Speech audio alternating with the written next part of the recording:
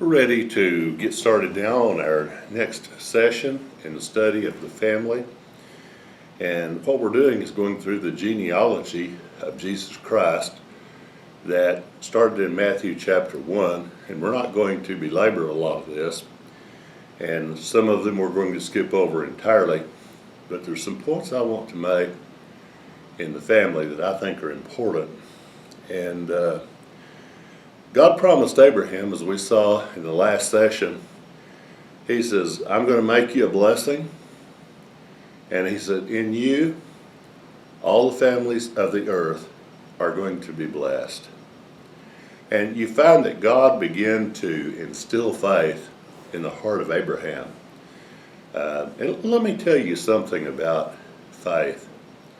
The faith chapter is referred to as 11. Hebrews chapter 11, and it's the roll call of faith there.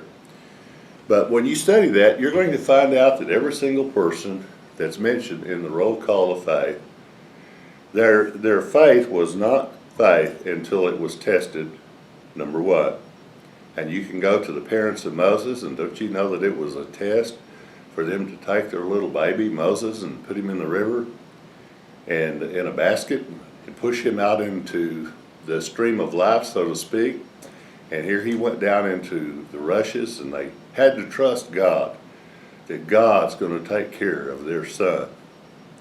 And so it is that we also have to push our children out into the stream of life, and we, as parents, can't always be the protector for them. We can't always provide for them, but we rely on God to make that provision, and God to deal with them, and God to take care of them, and God to lead them in the right way to go. Well, here's Abraham, and he has one son of real promise. And he has a lot of sons, but he has one of promise. And he's going to have just one son, who is Isaac, that is going to go through this line and lineage down to the time of Christ. Now I want to stop here, and I want to talk about a little bit about the geography. We've already talked about it some last week, but I want to talk about it a little more today of the Middle East. Now, we looked last time and we saw that Israel is part of the Fertile Crescent, and God gave to Abraham a strip of land that is known as the Fertile Crescent. It's the most productive, fertile land on planet Earth. It was probably the place where the Garden of Eden was located, there somewhere near maybe the mouth of the Tigris and the river and so forth. But this land here was a special land, blessed of God. And God then selected a family. He says, everybody in the world is going to be blessed by this. Well, let's look at the Jewish people. Do you think that there's a lot of people today that feel that the Jewish people are a blessing to them?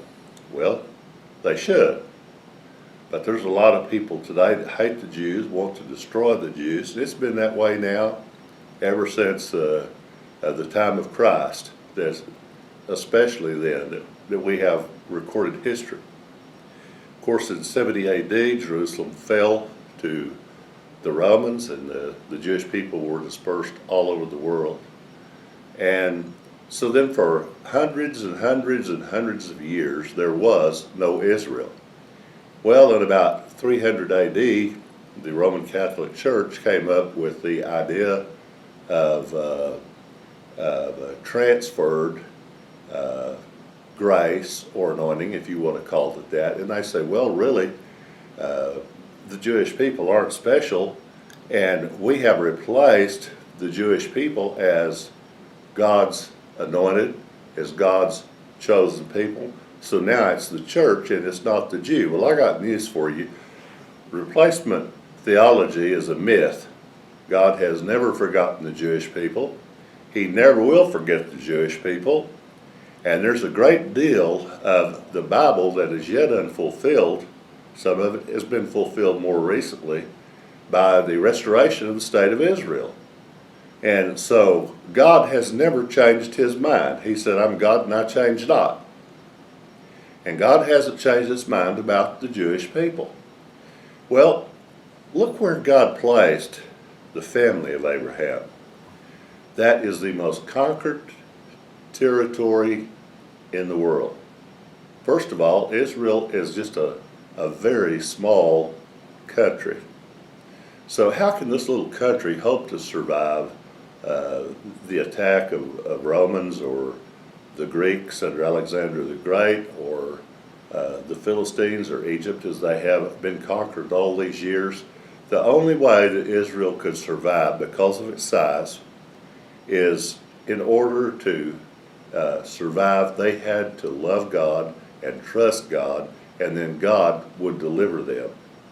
And when they backslid and they forgot God is when they got in trouble and they were conquered by all these other nations. Now, another thing I want to point out about this little bitty country over there is it just doesn't have a very big population. I think I saw not very long ago that there was a population of about 6 million people in Israel today, and yet so much of the history of the Bible hinges upon that little nation. And you know, my dad's was a teacher of the Bible from the time he got saved, and I'm going to say about 1935, up until the time of his death. And I can remember when he was so delighted in 1948 when Ben Gurion, the Prime Minister of Israel, stood up and said, we're going to have a new nation, and the name of it is going to be Israel. And you talk about miracles. The day after Ben Gurion announced that there was going to be a new nation called Israel, virtually the entire Arab world attacked that little bitty nation. I think what a miracle it had to be to survive that plight in that time, because they had no army. They had prepared as much as they could for some time, and they'd made a few weapons and they had a few bullets. But you just think about the plight of a country that has no army, no generals. They had no one to lead them into battle or war. They had no money, and they've been a nation for one day in 1948, May of 1948, and yet they had to fight a major battle for their survival one day after their formation. So that was a day of miracles, and the days of miracles have continued from that time until the time that we're living in today. It's still a nation of Israel, of miracles. And I was a teenager in 1967 when the big Six-Day War took place, and I was just glued to the television.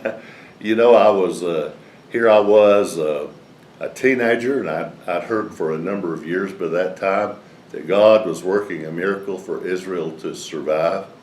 And here before my eyes as a teenager was the Israeli army fighting a fight of survival again, and then again in 1973. And let me tell you, the Jews are not going to be ran from that country. God is going to fight for them. God is going to assist them, whether it's America or some other country, and they're going to survive. And it doesn't matter who likes it and who doesn't like it. That's what's going to happen. The Bible says so. So if they want to argue with it, well, argue with God, because that's what God says. We're going to look at this as we get on. But let's talk about this family that God selected. They have a lot of faults, as a lot of families have a lot of faults. And I look back, and I came from a family back during the Civil War of very prominent people in the Masonic Lodge. I'm kind of writing a history of my country, or my family, I'm sorry. And they fought for the Confederacy. As a matter of fact, my great-grandfather, who happened to have the same initials I do, J.F. Tracy, his name was Justice Flanders Tracy, but he was a captain in the Confederacy, and there's a big monument with his name on it and some other people's names on it on the courthouse lawn in Batesville, Arkansas. And so he was a slave owner, and my dad was born in 1907. And my father, even when he was a teenager, knew and was acquainted with and talked with several of their former slaves. One in particular, his name was Big Bob. And Big Bob was, I guess you could say, the favorite slave of the family. And Big Bob was a giant black man, and he could work. He could work, I suppose, harder than anybody they had ever seen. And he could pick cotton like nobody they had ever seen. And he managed the Tracy farm where my grandfather lived, and they had several slaves there. I've tried to find out. Most people back then cheated on their taxes just like they do today. They didn't want to tell how many slaves they had, and so they'd either fudge on them or just not report them. So I wasn't able to ever determine how many slaves my great-grandfather actually owned. But I know that he was a big slave owner, and I know that he was a captain in the Confederacy, and I know that he owned a half a section of land near Batesville, and I do know that he also leased other properties down there, and that he farmed that property. Now, he was, like I say, a big important man in the Confederacy, and the carpetbaggers came to the South after the war, and he had to leave Batesville, Arkansas because of carpetbaggers, or at least he chose to. And by 1870, he was in Hood County, Texas, at a town, or near at least a town called Granbury. My great-grandfather went there and was instrumental in building the Masonic Lodge in Granbury, I'm sorry, in Acton actually. And also he had a store there, and my dad's taken me numerous times to the store. And there's still a convenience store right there. They've came and built around it, and it's interesting to go in the store and say, "Do you know my grandfather built this establishment a long, long time ago?" And to be able to realize, some of the historical aspects of the property there. And my grandfather's picture is still in the Masonic Lodge in Granbury, Texas. His name was Nathaniel or Nat Tracy. And he was born immediately after the Civil War. And he lived to the year I was born in 1949. Now, my great-grandfather died in 1901 at the ripe old age of around 80 years old. But I'll save that for another recording. So I come from quite a family. We had a lot of doctors, lawyers, prominent people, things of that nature that were in the family early on. Batesville was quite an interesting place because even though Arkansas was one of the states of the Confederacy, only about half of the people in Batesville and in that county supported the Confederates. The other half supported the Union. So there was a big division there, and I've came to understand a little of it. Here's some of the historical aspects that were passed down from my father, from Big Bob, and others that actually saw those events occur. Let's get back here to Abraham. Now, God gave them the title deed to actually all of the Middle East, at least from the Euphrates River all the way down to the river of Egypt.